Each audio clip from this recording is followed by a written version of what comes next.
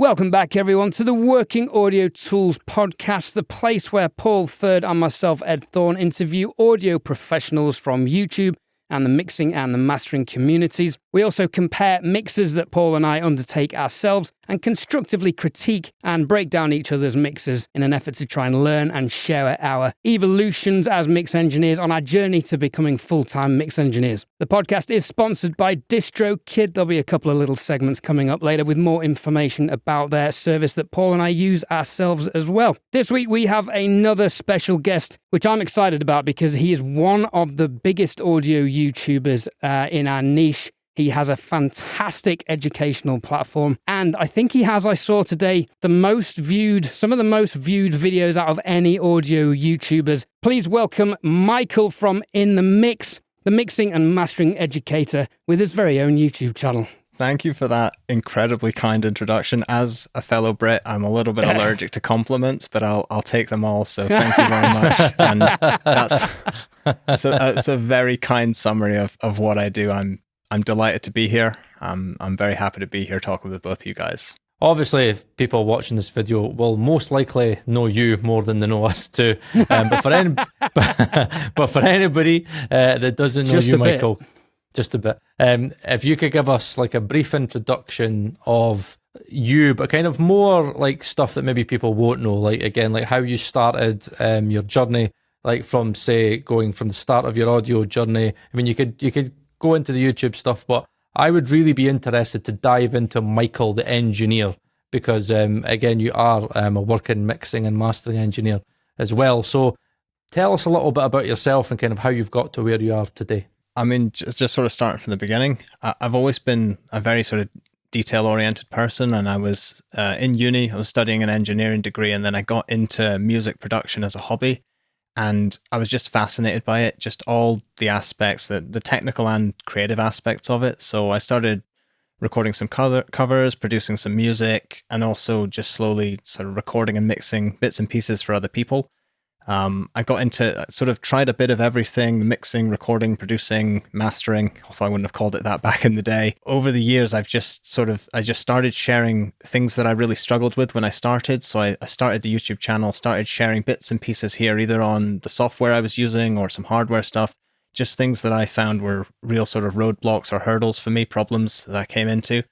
And then over the last sort of 5, 6, 7 years, I've just specialized towards mastering specifically, and also a bit of artist development. So trying to do as much as I can with the community that I've built to try and pull up as many people and sort of find the areas that they're struggling with, and either try to make tutorials and videos focused on that stuff, or just working with people one-on-one.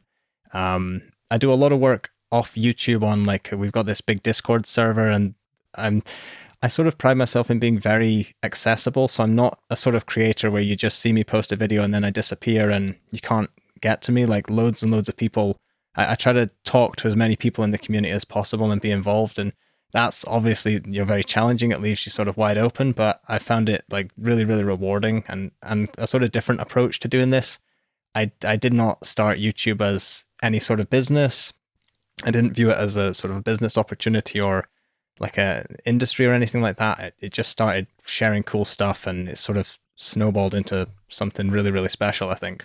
So how were you able to get where you are today? Like how long did it take you to gather up all the knowledge that you share with your community? I mean, was it a thing where, is it the 10,000 hour rule? Have I got that right?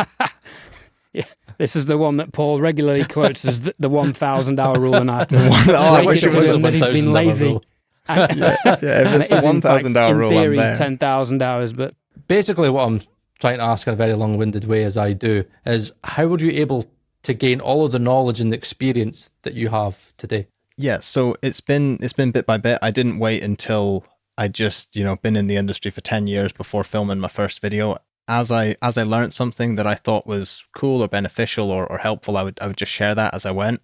One of the things at the start was that I was very open to feedback and listening. I never thought that I knew everything, which is quite a danger when you first start something, but lots and lots of criticism and feedback and critiques has sent me in loads of different directions, really digging through manuals, digging through other people's videos and tutorials and blogs and digging through forums, trying to learn bits and pieces here, sort of as we all do, just sort of soaking it all up. And of course, making so many mistakes. Like we all listen back to our old stuff. And if you listen back to it and think that's all amazing, then you just know you haven't grown at all.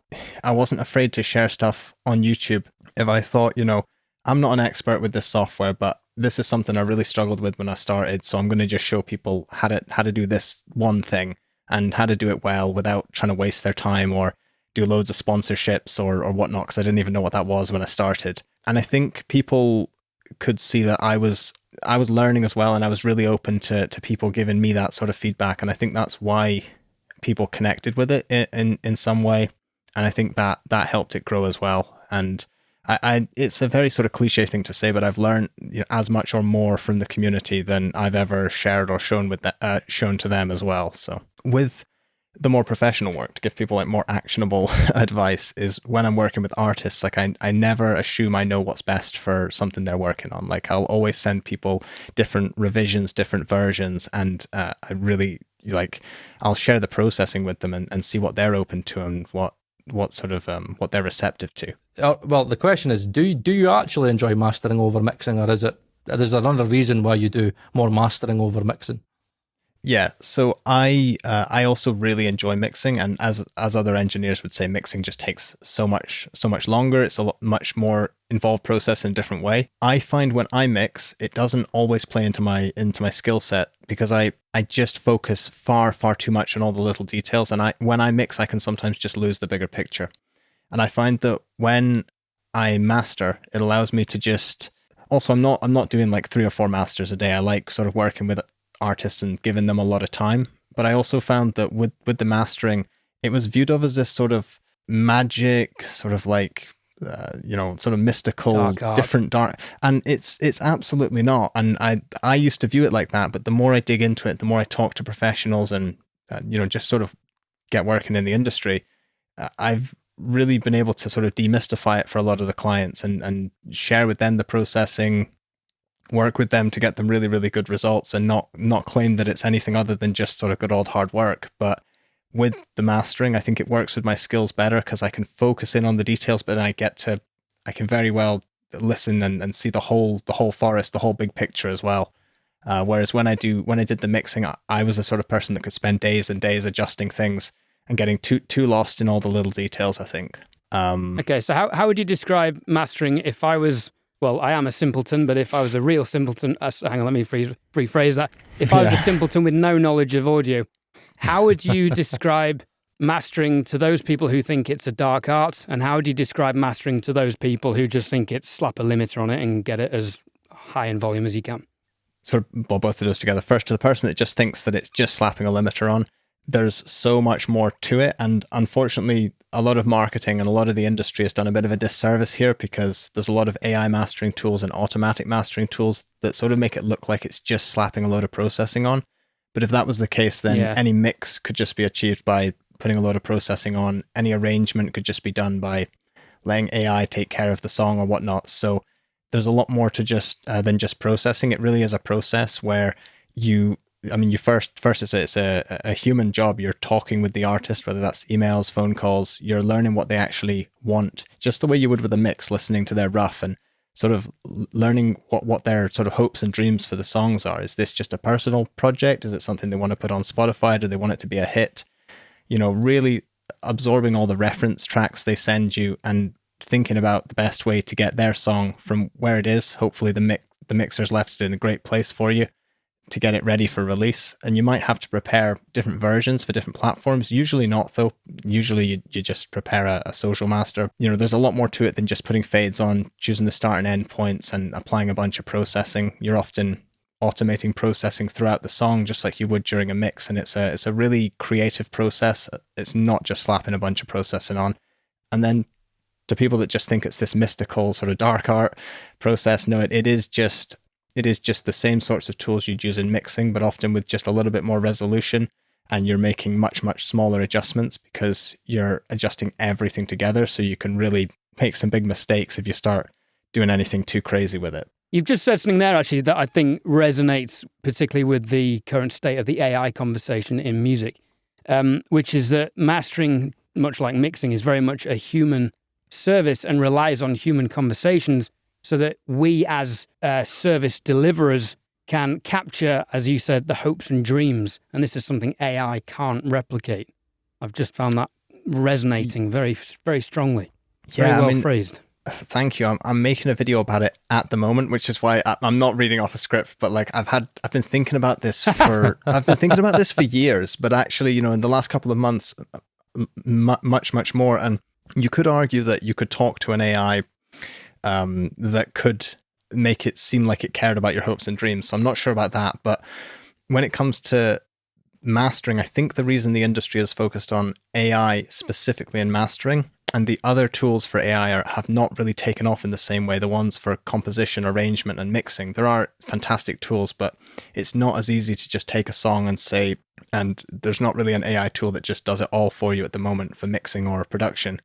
I think the reason they focused on mastering is because it's been very easy to pigeonhole mastering as just processing, and there's been so much marketing that's made a lot of people who are new to the industry, or just new music producers, it's been very easy to convince them that mastering's just processing. But if we get there with AI, that mastering can be handled entirely by AI, even though, as I'm going to show in this video I've got, there's so many, you could submit a track with all these problems and the AI doesn't catch any of them.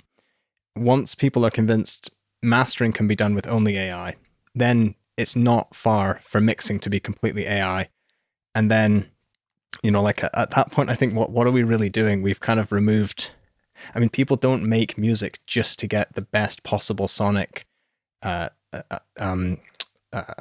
sonic outcome. Obviously people do want that, but we're doing this as a creative, as a human, expression of art. And that's why we do it. Isn't it? Thank you. You found my words. That's exactly what I was trying to say. We do it for the art of it, yeah. And it's nice working with people. Like each client that works with me, I try so hard to have good conversations with them about their song, what it's about, what they want to do with it, what they're actually hoping for me to do, give them good feedback and all this. And it's enjoyable for both of us. It's a good sort of relationship there.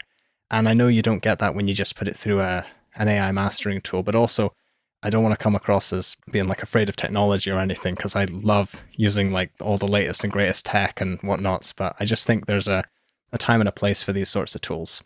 Now, a question that I've got, now it was interesting when I had an episode when Ed was on holiday, and I had Nicholas De Lorenzo on from Panorama Mastering, and I was making that assumption that many mixers do, and I was asking him about limiters. And I found it very interesting that he said to me that, Paul, I hardly use limiting and mastering. It's actually more compression that I use. Is that an approach that you kind of follow as well, where you actually tend to lean less on the limiter and more compression in different moves? Do you find that's like a misconception of many of what mastering is? It's honestly, it's a great question.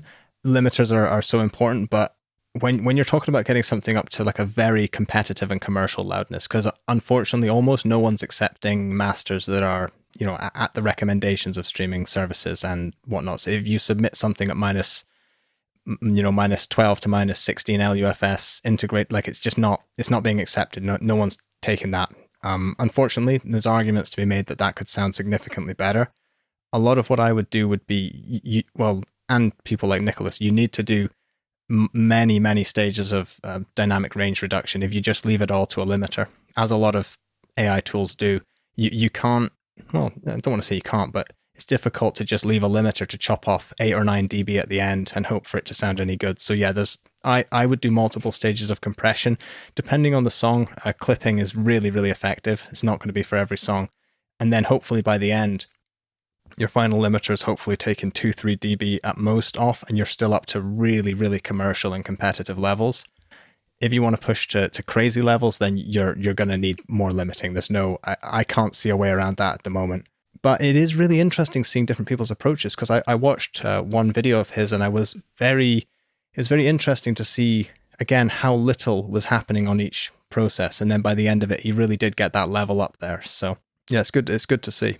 And what I find interesting, this is something that I got Ed into, and again, he's noticed the difference in his mixing approach, is the importance of utilizing clipping, especially in the mixing stage, and when you realize the importance of your dynamics and how, if you utilize clippers correctly, you're not messing with the timing of the limiter. And, would you say that if, for many people, like this is something that Jason Joshua was talking about at Abbey Road, if you manage, a lot of your dynamics in the mixing process, it makes a mastering engineer's job a lot easier.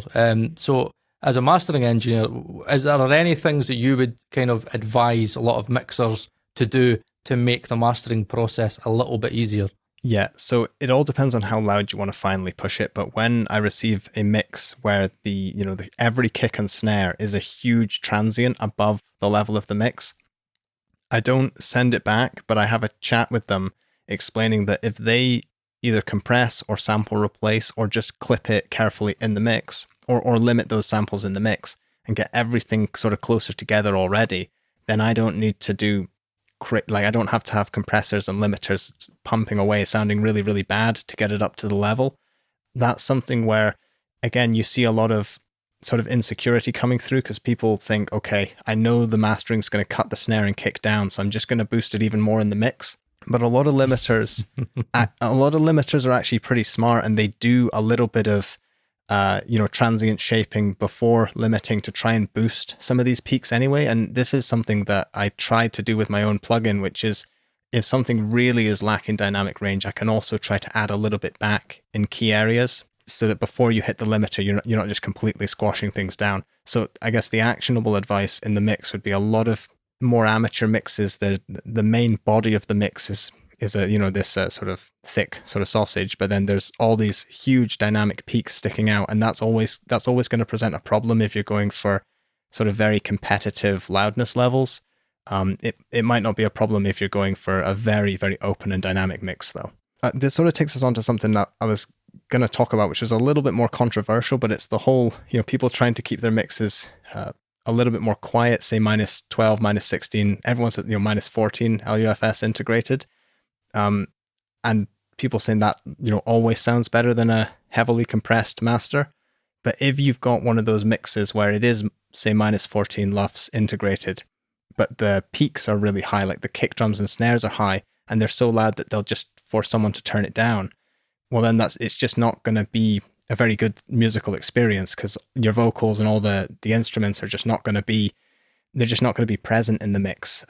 And I know that's quite sort of like a fabricated example, but you have to do as much as you can in the mix. And this has been said a million times. There's no saving something that hasn't been mixed well. But what I like to do with my job is taking on less artists, but giving them more time and helping them understand what they can do with the mixing themselves if they're not going to hire someone like you guys. Paul, Ed, are you mixing for a living, or is it a production? It's mostly mixing.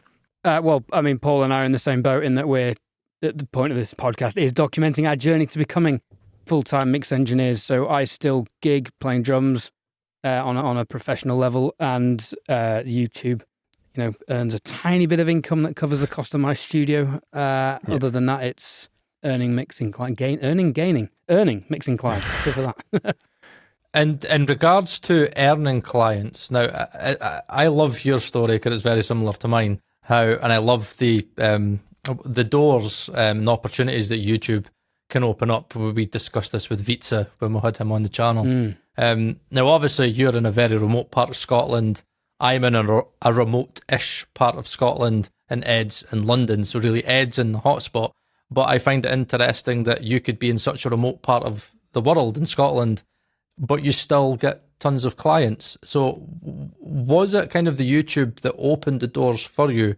And, how have you been able to kind of maintain that steady kind of client list coming in? And how do you manage to stay busy being in such a remote part of Scotland? I think my sort of day-to-day as a working engineer is so different from I think anyone else's, because I'm trying to balance it, and balance is very, not very well, trying to balance it with YouTube and these professional work I do. But yeah, it has all been through social media. If it wasn't for that, I would have to be running some sort of advertising campaigns, or using Google Ads to try and get clients or something. But by connecting with people on YouTube and through Discord as well, I've really managed to, people have reached out to me who I think most need the help. They're people that usually aren't supported by labels. They don't have other connections to other people in the industry. So it gives me sort of quite a steady stream of people who are very open to feedback because they're already watching tutorials and they're looking for advice online. They're open, their ears are open both to good mixing suggestions, and they also sort of appreciate what I do. So it's quite easy that way to form relationships, and then those sorts of people just keep coming back every month or two each time they have something else in the works, and they try to share it quite early with me so that I can chime in, as they're recording and producing stuff, because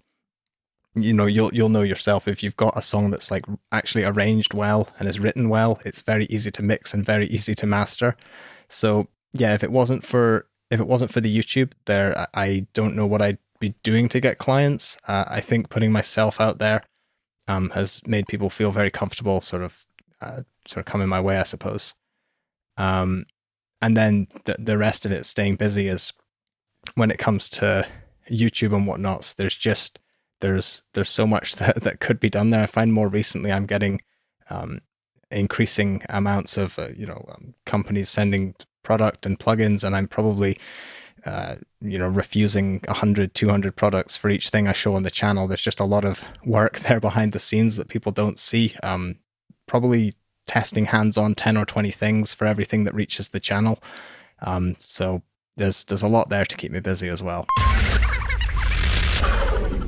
DistroKid sponsor the Working Audio Tools podcast, and you can get 30% off your first year's subscription using the VIP link in the YouTube video description and podcast show notes. DistroKid makes distribution of your music easy with unlimited uploads, and you get to keep 100% of your royalties and earnings. Join over 1 million artists who rely on DistroKid to get their music into Spotify, Apple Music, YouTube Music, TikTok, Tidal, Instagram, and all other streaming platforms now and in the future. The new DistroKid app is available on iOS. Go and download it from the App Store now. From here, you can upload new releases. You can see your DistroKid earnings and withdraw these earnings. You can view and share your hyperfollow links. You can check your streaming statistics from Spotify and Apple, and even add and edit lyrics and song titles. So keep track of your releases on the move with the new DistroKid app, available on iOS. Download it from the App Store now. So in a typical week, what is your breakdown of days or hours in terms of teaching mixing versus mastering versus YouTube versus producing and writing your own music, if you still do that? Yeah. So I don't produce and write my own music anymore. Besides just playing guitar and having fun with it as a hobby, I really find it, for me at least, much more rewarding to help other people with their music. But that's just personal. Everyone's going to be so different there. I used to produce and release a video on YouTube every week, which I found was I couldn't balance that with my professional work. I just didn't have time to work with enough clients. So I produce and release a video every 2 or 3 weeks or so. I try to master about one song a day or one song every 2 days. It sort of depends, because like averaging it out, I could, if I only spent time on it, do maybe 2 or 3 a day, but usually one client every other day or so. And there's each, it's not like the email and then it's done. That's usually a couple of weeks in the process. So I'm keeping that all going, scheduling that. And then once a week, I'll do a filming day, but leading up to that is many days of testing, getting stuff together. I'll spend a couple of hours every day, either scripting stuff, writing out ideas, testing product, because it takes so much longer than you think. If someone sends you a pair of speakers, you can't just put some music through them for 15 minutes and make a YouTube video.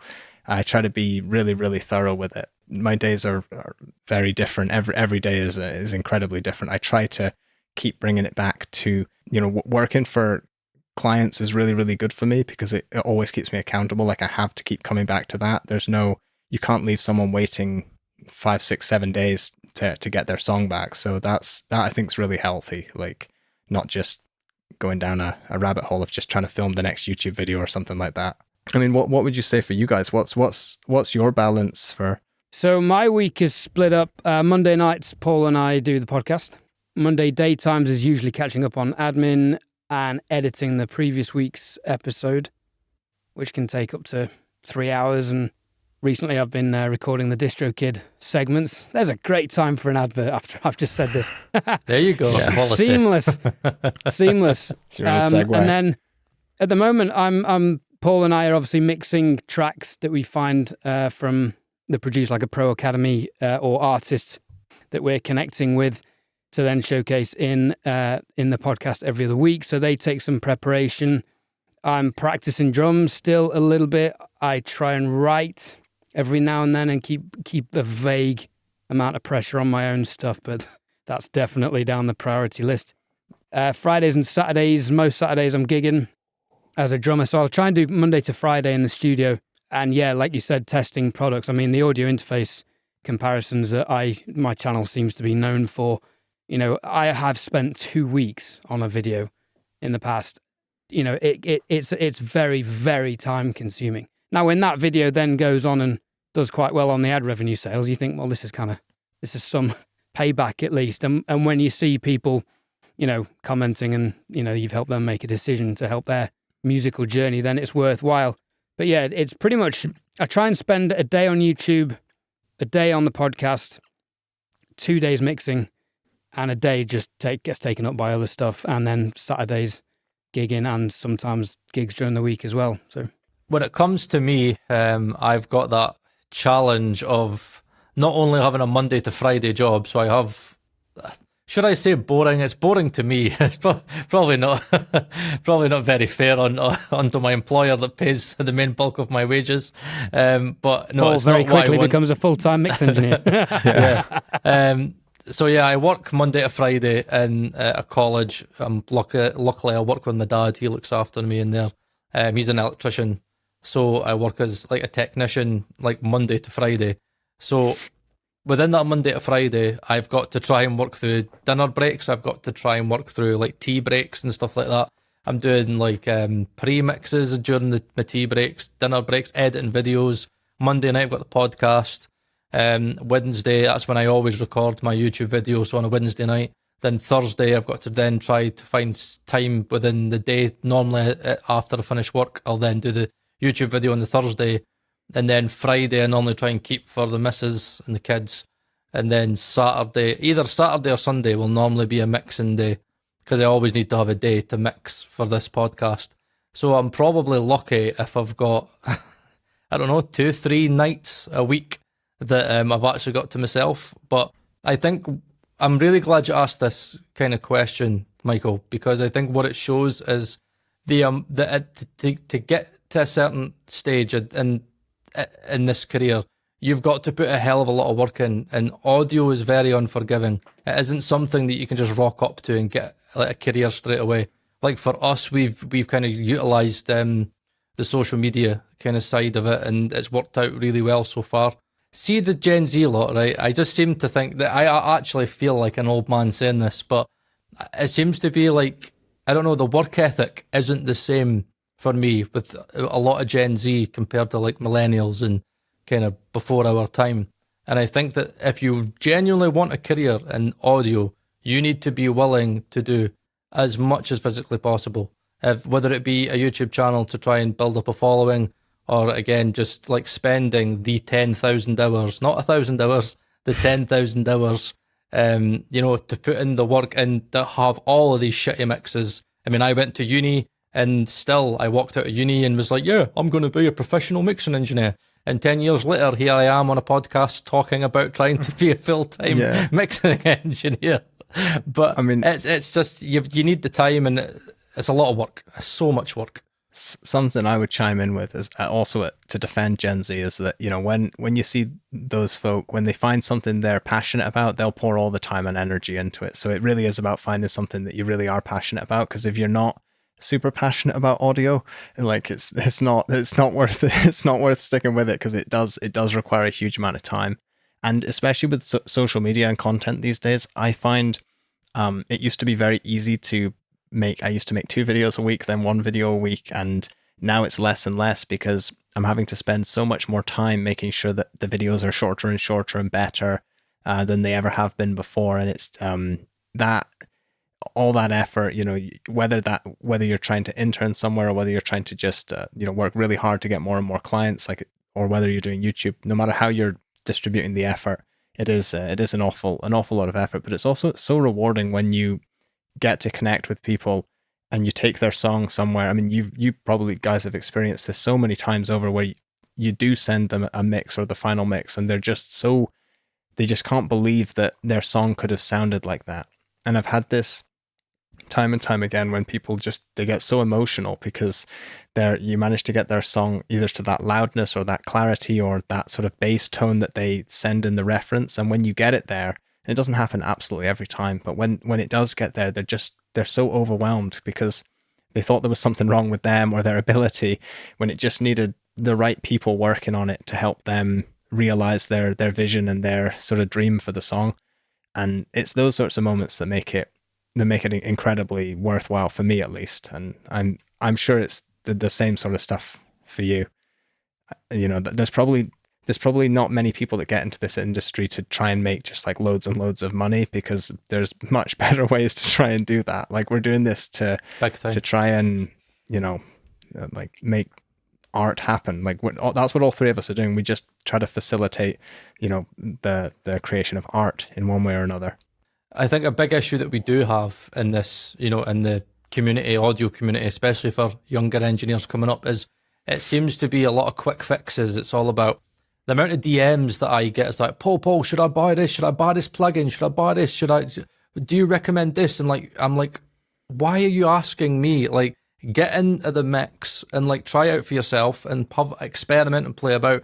But I think a lot of the times what people miss is the why, which I think is what's great about your channel, is that a lot of the times I feel like your channel is kind of almost built on the why. Like, why do we do this? A compression, let's learn about compression, EQ, instead of just thinking, here's a plugin, here's a compressor plugin, it's great, the marketing tells you it's amazing, right? What does this compressor actually do? Attack, release times, ratios. And I think education is so important, and I think that's something that we should never, ever lose. And like, would you say that has been, the main success of your channel has been focusing on the why and just the importance of education and maintaining a high level of education within our community? Yeah, definitely. So there's something really, really interesting that you touched on there, which was people asking, should I buy this? Should I buy that? And it's because there's a lot of things in life, in the way we've set up our society, where there are lots and lots of problems that you can buy your way out of or into. And, in a good way, like if you want a better quality camera, you can buy a better quality camera. Like, there's lots of things you can do where you can just spend a bit more money or buy something different, and immediately you have a solution to your problem. But when I got into audio, I realized very early on that I couldn't find many things to buy or free trials of plugins that really made things much better. When I was being honest with myself, I realized immediately that there was a skill. It was a skill barrier that I had to break through, and I could see all the marketing. It was so clear, and I just thought, there's no point trying to gatekeep any information. If I've learned anything at all, even if I'm a complete beginner, I'm just going to share it. Not get too bogged down in details. I've made some videos where I get too detailed, and I think there's other people to leave that to, the Dan Worrells of the world, even though that's not even how he actually works and how he mixes. But I just think there's no reason to gatekeep any of that information. Maybe yourself, because I know you went to an audio college. I can't remember which degree you did, but I'm not sure if you think a lot of the information you learned could have been learned freely or in a different format. But I just think a lot of the information I think should be out there for free, in my opinion, at least. I think what's interesting for me is that I learned a lot of the stuff that I know now at uni, but when you're young, you have this thing where it's just boring. It's like, fucking learning about compression. I just want to play about with these faders that are in front of me right now. It's like, no, I just want to fiddle some knobs until it sounds great. Like, I don't need to learn about this or that. It's like gain staging. And I remember they sat me in front of the console and were like, right, we're going to do gain staging today, and then we're going to do some ADAT. And I still remember this day, I turned around to my lecturer and I was like, fucking ADAT. When am I ever going to need ADAT? And he just laughed. And then, you know, like 10 years later, here I am with like my Audion SP8 linked via the Apollo to the live room via a 10-meter ADAT cable. And it's so... I got taught many things in uni. Well, the uni course was shit, really, but the course at Adam Smith was amazing. It was ran by Avid, but they taught me all the stuff that I needed to know. It's just that I was like, la, la, la, la, la, la, la. I don't want to hear it. It's boring, la, la, la, la. And I think that is sometimes an issue that you never realise how important the boring stuff is until you're actually trying to like do it professionally. I mean, what I've learned, probably the hard way, but what I've learned over the years is just to be really, really open and receptive to sort of any information coming in like that, because you just don't know when you're going to need to know something. And there's loads of times when I've probably glossed over something and it comes around to bite you when you do need it. And I think I remember hearing Dan Worrell talk about like, the reason you dive into all the details is so that when you're in it doing all this stuff, you don't need to worry about all those little details. It's all in there somewhere, and you can actually just work intuitively. But I guess to sort of loop back round to the question you were asking, I do think the success has been down to really focusing on the why of things, and not just I mean, for years my channel didn't showcase anything beyond free plugins and FL Studio, how to do this, how to do that, and studio basics, I suppose. And I think people really resonated with that in one way or another. Although taking the channel forward, it's really interesting trying to find a direction and find what's needed, because I always just think, what's the problem for people, and do I have a solution for that?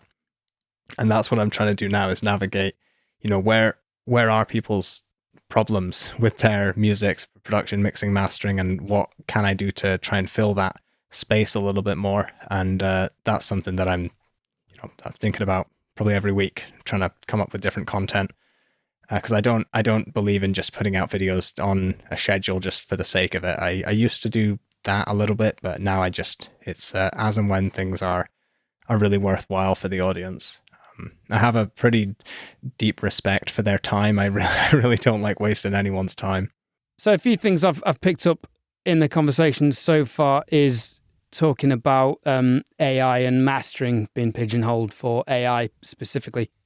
Partly I think that's because it's easier for people to devise technology to process a stereo track than it is to go in and process dozens, potentially hundreds of tracks. But I think AI might be kind of breaking down the gatekeepers of the industry in a mastering sense. Just as, dare I say it, the MIDI pack is lowering the bar for people's accessibility to music and production. You now don't need any harmony skills, apparently, to produce produce music. In a world where things are so disposable and there's so much access at our fingertips, something else you've just said is that made me think of people turning up to, and I've got a friend who tells me about this, who says, oh yeah, he had a guy come along with a beat he downloaded off YouTube with the watermark on, and he's expected to be able to mix vocals recording on a phone on top of that. And I mean, he's I guess the question is, do we want to protect our industry, protect the art form, keep the human element of it? You seem very focused on the human element of it and helping people, Michael, which is very honourable.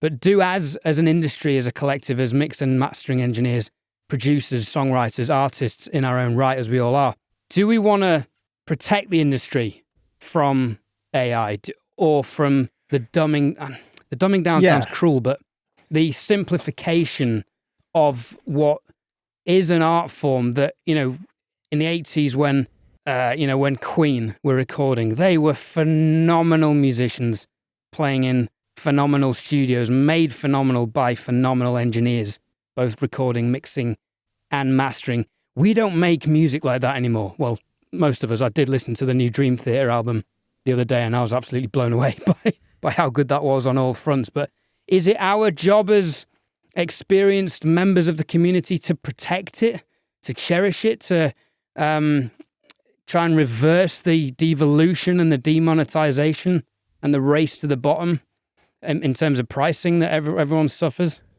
Yeah. So if any of that makes any sense. Yeah, no, of course. Question as I was improvising. It's a fantastic question. It's one of those things where I'm not sure how to group together to fight any of this, or how to, sort of like unionize or whatever. But I think one thing that really, really helps is educating people and talking to them about what they actually want to do, because it's just like any other hobby or skill. Like, you wouldn't want AI to write the song for you, write all the lyrics. You wouldn't want to take away all that fun. Just like you wouldn't want, or I wouldn't want AI to write an entire book for me if I was an author, or play the guitar for me if I was a guitarist. And I think just reminding people. But some people are doing that purely for financial gain, which kind of ruins the art for the rest of us, as it cheapens the industry. It's so difficult because everyone having these conversations doesn't know what to do in every industry. It's so. I mean, except the writers' strike in LA. Except that, which seems to have worked really well for them. But in one way, I'm for machine learning and AI tools that challenge us to be better. Like, I like when if someone can run an AI mastering and send it to me and say, hey, I actually quite liked what this sounds like. Can you do better? That's fantastic, because now I've just got to push myself harder. But if you can basically automate the whole process and remove people from it, at that point, I would be talking to artists and studios and people and just saying, like, what are we trying to do here? Are we only trying to make hits for Spotify, or do we actually are we not wanting to enjoy this as a craft and a hobby at all? It does feel like there needs to be a little bit more organization from people within the profession to make sure that this doesn't all just happen. And it's definitely something to be concerned about, but I don't think it should be something that's stressing anyone out too much just yet. But I mean, I don't know what your opinion on it would be. As you were saying that, I just thought about the car industry and how, there are very few bespoke hand-making car companies around. I'm thinking of Morgan over in the west of England. Been one example of a family-run company still hand-making cars versus the car giants pumping out cars. But what are the pros of machines taking over humans' jobs? Well, you've got flawless consistency, which is delivering consistent and safe products. So maybe there's an element of, well, music can go down the consistency route with AI, and there are on the fringes, whether it be on the bespoke front or whether it be on the really high boutique custom making side of it. Maybe that's where music will go, and it will be a boutique service thing for the people who still care, or it'll be the really high end, high quality end of the product spectrum, like the results, by product. Yeah, that's a really good insight. And I would say, there's big differences, because like if I was choosing like a human to weld a car part or a machine, you could probably get them to a very similar quality. But one thing I was testing, and it's for this video I'm working on, but I don't mind sharing it, is that if you run like a mix into an AI mastering tool, and almost any of them that I've tested half a dozen, it will make adjustments. If you then take that master and run it back through the same AI, it makes further adjustments, and quite significant ones. And then if you take that master, turn the volume down, run it back through the AI, it keeps making changes over and over again. And I've done this with all of them, whether it's the sort of Ozone 11 Advanced, which I love. I love what Ozone and Isotope do, or what Isotope do with Ozone 11, or whether it's FL Studio Master or Lander. It will keep showing you that it will make differences, and you keep running it through, and it's a little bit again of a fabricated example, but it just shows you that the AI is not listening to what it's doing, and it's not doing it as well as a human could do, because you can get to the point where a mix has so much treble and so little bass, you put it into a mastering tool and it still further boosts or cuts stuff over and over again repeatedly. And that just lets me know that even when you're giving it the same reference track or the same reference genre or style, it's doing stuff that no human would do to it. And that's why I just think, I hope my video does a bit of good here and just shows people that these sorts of AI tools really suck, even if the technologies behind them are really cool, because I love Ozone 11. I don't use it every day in my job, but there's some modules in there that are just incredible. And I love as a tool that when you put the auto mastering on, it shows you everything it's doing. I love that. And I think they're one of the best. But the fact that you can put a mix into it over and over and over again, and it just keeps spitting out different processing each time. And then you run the same mixes through and it just keeps adding more and more and more processing for the sake of it. It's just very clear that it's not listening, it's not picking up on any issues or flaws, it's just trying to add more processing. And I think this video will educate people and show them that this AI is not even close when it comes to audio processing yet, but there are so many cool things it can do, like noise reduction. I mean, I can't even believe how good machine learning and AI-based noise reduction is. I've shown a few tools on the channel, but 5-10 years ago, there was nothing good to remove heavy background noise, hiss, hum, and now you can just do it with the turn of one dial, and it really is absolutely shockingly good. So I'm not opposed to any of these tools, but I think when people learn that it's just not, there's some things AI is fantastic at, and audio just isn't one of them yet. I think that'll do will go a long way in protecting our industry. I hope, at least. But I think there's other industries, say like guitar making, where I just don't think there's much that, if you want a properly well-made guitar, it's just not gonna happen on a production line. There's always going to be a market for that sort of handmade bespoke experience. But then the question would be like, where does that leave most of us? Because you wouldn't want to put 90% of us out of a job or something. Anyway, I don't want to seem sort of like doom and gloom. Yeah. Hey there, Ed here. You may recognize my voice from doing all the other DistroKid advert segments. This time I didn't want to just do a typical advert talking about stuff to do with DistroKid. I actually wanted to give you my feedback about the service because I genuinely do use DistroKid for uploading my music. And I know Paul does, and it turns out Dan Worrell does as well. I've used DistroKid since 2019. As you can see on the screen, I have 6 releases so far. It is genuinely super easy to use. The tracks get into Spotify within 24 hours, which is remarkable. Apple Music takes a little bit longer. I'd suggest giving that 10 to 14 days. The hyperfollow links are really useful for advanced promotion of your tracks, and the promo cards are really great visual aids for social media promotion. Ooh, I particularly like that one. DistroKid collect all the royalties from your streaming services, and here you can find an itemized breakdown of where all your income has come from. There's also a DistroKid referral where you can save your friends $10 per sign-up by creating your own VIP referral link. So, Michael, in light of using something like Ozone to tonally balance stuff and raise mixes to a level where clients can compare with other previously released music, how, as a mastering engineer, would you prefer files delivered? If I use Ozone to polish my mix, but then lower the output so you're still getting 5 or 6 dB of headroom, is that acceptable? Or do you want the mix as it was intended before that?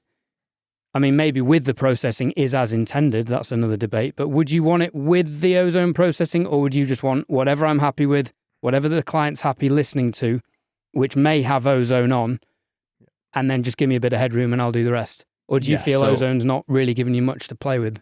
Oh yeah, I mean, I'm pretty easy. I'll just first tell people, send me what you've got, and after I take a listen to it, that'll let me know what kind of processing they've got on it. And then I'll always ask, I'll say, love the mix bus processing, because that lets me know where they want to be. I say, can you just send it to me with all your processing, but turn the limiter off, all the processing and limiter on, and then just no processing.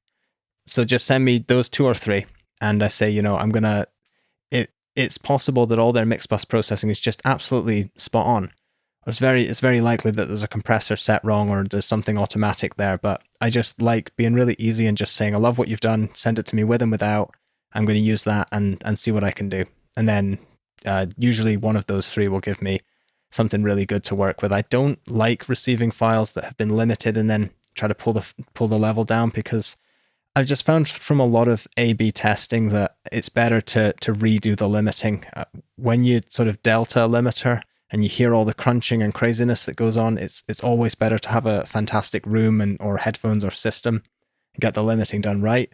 But I try not to scare people, and I try not to be like, oh, take all that off, and make them feel like they've done a terrible job, because a lot of the time, that mix bus stuff or that their master processing is it's got a good energy to it, and it lets you know the sort of tone they're going for. Just like when you guys receive a rough mix, that might not resemble what all the stems summed up sound like, because they might have extra processing. Usually a bit less processing is better, but I try to work with what they send me. And I think I've sort of heard similar from a lot of mastering engineers. Some people are very, very picky about it and they just want no mix bus processing at all. But I like to sort of work around what people are doing. This is also one of the reasons why I developed my own plugin, I suppose. It'd probably be a good chance to talk about it. I suppose I don't know if you could pop a picture up on the screen of it or something in the edit, but a lot of the time I was receiving stuff that was very squashed, even if it wasn't limited. And this is why I tried to make a tool specific, mostly for mastering, but it can really be used on any track to try and bring back the dynamic range.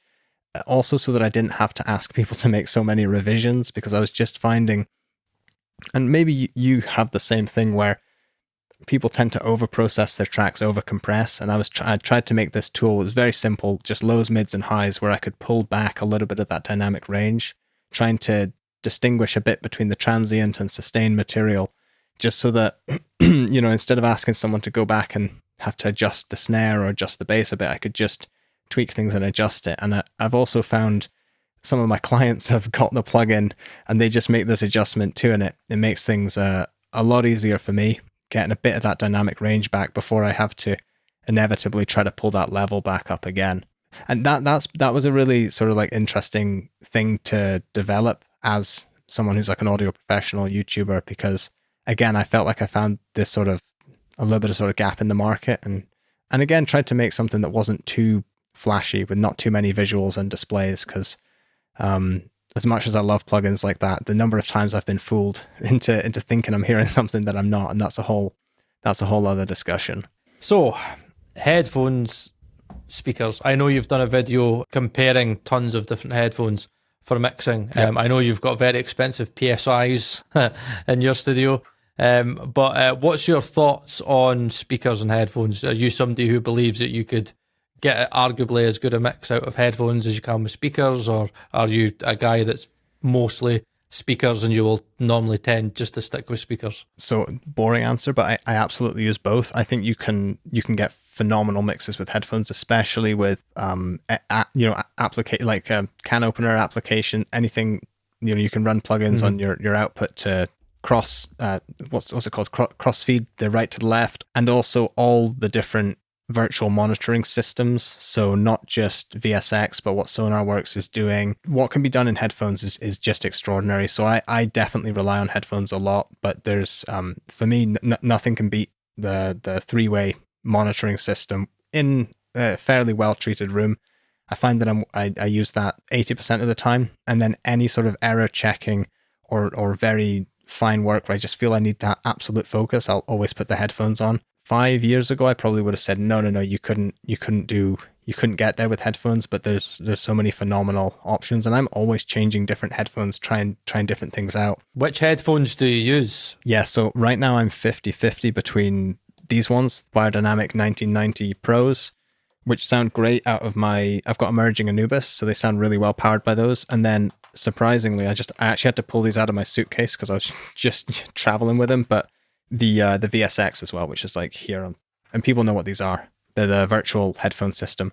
And that was a product where I thought it was like a scam until I tried it. It was shocking. Like I ignored their emails for years, and I just thought there's no way. And I just thought, no, sorry. I was thinking like, Stephen, I like you, but no, I'm not interested. And then they sent me a pair. I tried them and I was so wrong. I just couldn't believe it. I couldn't believe the sound of them. A very usable system. So yeah, I'm sort of 50-50 between those, especially if I'm traveling. I'll just take those because they can sound so close to a speaker system. And the only downside is that I've just spent so much time with my own speaker system that I don't need a model of a speaker system.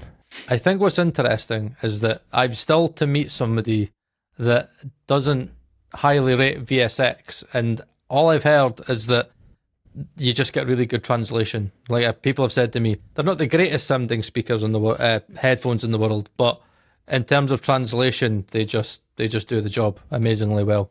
Yeah, it's an odd one, because sometimes if I just want to do some work for say 15 minutes, half an hour, and just put them on, I find it's a lot more convenient than sort of firing up the whole studio, even though it's very easy anyway. And without obviously this isn't like an advert for them, but I just remember just thinking there's no way. And I was so closed-minded to it. And I felt so silly when I finally tried them and was just, I put on a few reference tracks. And I couldn't believe I immediately took them off my head because I knew that I'd left my speakers on, and it was so embarrassing because I had them on here and I took them off and my speakers were not on, and I couldn't believe it. It was just like a proper facepalm moment, and that really sold me on it. I was fooled. But even with those though, the trick is you have to listen to 100 hours of audio through them. You've got to mix with them. You've got to listen to a load of stuff on your Spotify or your whatever streaming you use, because otherwise they're no more usable than any other system.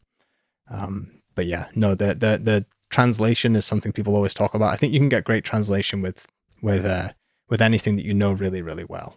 But with the speakers and headphones, there's a big difference in stereo image there. But I know this is like a discussion that's been had loads and loads of times. But yeah, I love speakers. It's just more fun to work on them. It's an interesting discussion because on our last video where Paul and I did a mix comparison, there were people saying they preferred Paul's mix and then saying they mixed on headphones, and there were people saying they preferred my mix and saying they heard it on speakers. Now that is interesting, and I mix on speakers and Paul mixes on headphones. So I chucked on a pair of headphones when I was editing the last episode, Wasting Away, and I put the headphones on and I thought, okay, Paul's mix does make sense with headphones on a little bit more. I also thought my mix made sense, but maybe I was wrong. But it's interesting how I, like for me, the mixes I've done on headphones, I haven't liked.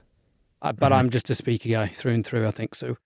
But I'll reference on headphones. I would like to get the Slate VSX. So, Stephen, if you're listening... I know. I'm sure he'd love to send you a pair. One of the things that's been big differences between headphones and speakers for me is setting things like reverbs and delays correctly. Anything atmospheric and ambient, I find that I always set way too much on speakers and far too little in headphones. So on headphones, these reverbs just sound a lot more lush to me and just more expansive, whereas on speakers, I tend to find I have to turn it up a bit more to hear more of it. But it's also less of a problem for me, luckily, because there's almost no reverb involved in mastering, besides a very interesting job I did once where someone wanted the whole master sent to like a bus with reverb on it for this weird effect. But no, there's no reverb really in what I do. So luckily I don't have to worry with that. But yeah, I always set those sorts of effects so differently. That's interesting because I think the last couple of mixes Paul and I've done, mine have been on the drier side with speakers and Paul's have been on the wetter side with effects. Now, maybe I've gone a bit dry because the PSIs are so revealing in the mid-range and for transient tails, as you know, that maybe I've become a little bit afraid of them because you hear everything on these speakers. I mean, it also depends. It looks like you have a very dry room there. So that could also adjust how much you put on. But with these speakers, I mean, what I found, this is unintentionally turned into a PSI advert, but I can't set anything dynamic. Even the transients from everything from a kick to a hi-hat, it's just so easy to set those dynamics on speakers compared to headphones for me.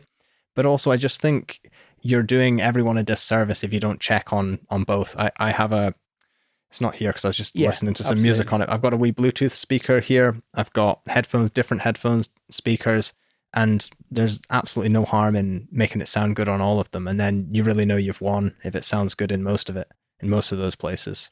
Yeah, and it's interesting that we focus on headphones versus speakers, but I'm with you. I've got an Anchor soundbar, and that is my alternative set of speakers. So that is what, a 40, 50 pound? I've got this little Marshall Bluetooth speaker that's basically exactly the same size as that. We love making all these like splitting into like factions of like speakers, headphones. It's like, why not just both?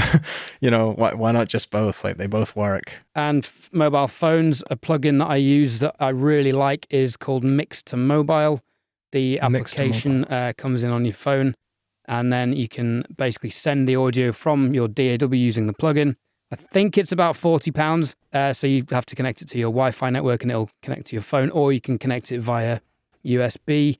But it's been flawless, and I put mixes on there, and it's amazing just how different a mix will sound, particularly with harmonic content, saturation, and as you said earlier, if the kick and snare levels are too loud, you're going to blast your phone speakers to pieces before the mix is really coming through. And it really highlights what's poking through vocals to me as well. So would you mix while you're streaming it to your phone? Sorry to cut you off. As in, does it play back in real time? It's in real time. There's a little bit of latency, but like a tolerable amount. So yeah, you could in theory do a whole mix through it. That might even be a good episode for a podcast. I mean more for like just adjusting a little bit here and there. Yeah, because right now for me it's just export and then I just airdrop it to myself. It's really, really simple. It was more tricky when I was on Windows and PC and Android, but I just export and sort of airdrop versions to myself. That's really time consuming. So what you can do with this is also obviously stream it from your DAW, make adjustments if you need to. But from your phone, then you can try all your consumer headphones, Apple earbuds. That's a good point. I've got some Anchor Sport gym headphones. So you can do all that from the phone. So it's like it opens up a whole nother level of referencing without having to email yourself or airdrop yourself stuff. So it's called Mix to Mobile. I'll actually genuinely need to check that out. I'm one of these engineers who will have 5, 6, 7 versions before I send the client A or 01. Like I'll just have so many revisions before I send them anything. So, which is good because they get to see something nice and clean. But yeah, I'm really particular about that. One thing I would say to anyone, trying to improve in this industry or get more clients or get just better results is to just be brutally honest with yourself and what you're doing. Like many times I will put on lots of processing and I will truly A/B it at the same volume, and I will just talk to myself and say, look, Michael, that you're not improving the situation here. You're not making this sound more musical. You've made it sound loud, but that's about it. Like at the same volume, that's not it. Try again. And it's really hard being that honest with yourself. And it's worse with mixing because you've probably spent 6 hours on it. But even if you've spent 45 minutes and you're really grooving to the master, and then you do compare them and you just think this isn't it. Let's just take a break and try again. That's got to be, I think, one of the best things for me was just trying to drop the ego a little bit and just remembering that I can do damage as well as good, and just being really open to that. I don't know if you have the same experience or if you tend to get more positive results than negative results when you compare. Well, moving to the PSI audios, where from the Neumanns I felt like I was second guessing everything I was doing. I think I now have the opposite problem in that I hear everything in so much detail. It is tempting to overdo stuff, but what it is helping me hear so much better is compression.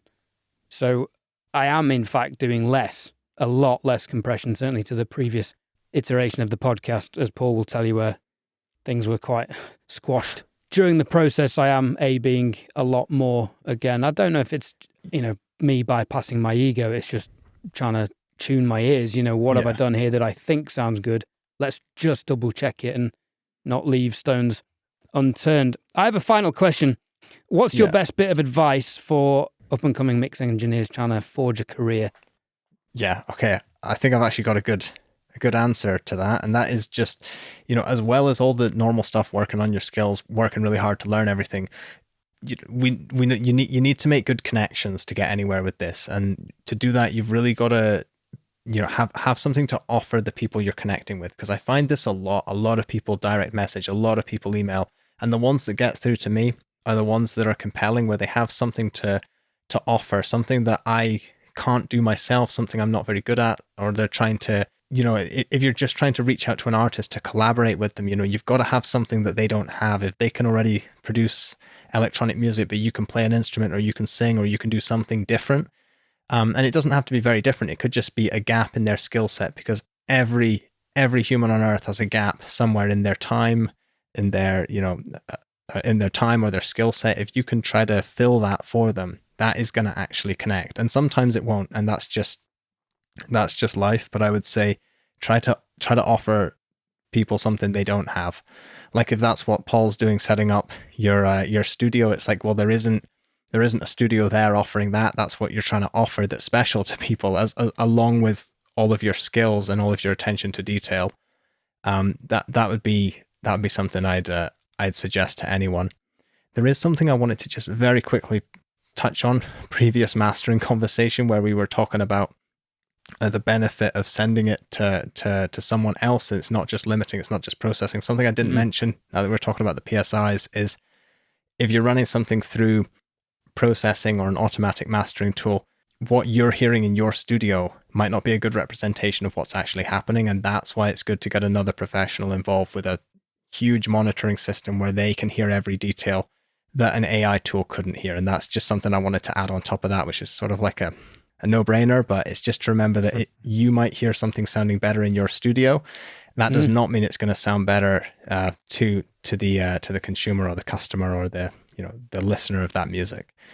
Yeah, and also I guess understanding that it's a never-ending learning curve. When MSM was on the other week, I asked him if at what point he felt he'd discovered, the translation secret, and he said, no, I haven't. I'm still learning. Every track I listen to at a festival or at a venue or something, he's still hearing things and still tweaking his process. And that guy's done all right with his career. So listen to us all, be humble, and remain hungry to learn. And as long as music keeps changing, we're just going to have to keep changing our skills slightly. If every song was the same, it'd be very easy, but very, very boring. So thank you very much, guys, for having me on here. I've really appreciate chatting with you guys, and hope we can connect again soon. Michael, wonderful stuff. Thank you so much for coming on the podcast and sharing that wealth of information. A pleasure. Let's do it again sometime for sure. Thank you for listening, everyone. If you are listening on streaming platforms, you can also watch us on YouTube. And if you're watching on YouTube, you can also watch us on the move if you don't have YouTube Premium to listen in the background. Thank you to DistroKid, our sponsors. If you are releasing music, you can get 30% off your first year subscription using the Working Audio Tools VIP link in the podcast show notes and the YouTube video description. It has been emotional. Thank you for tuning in.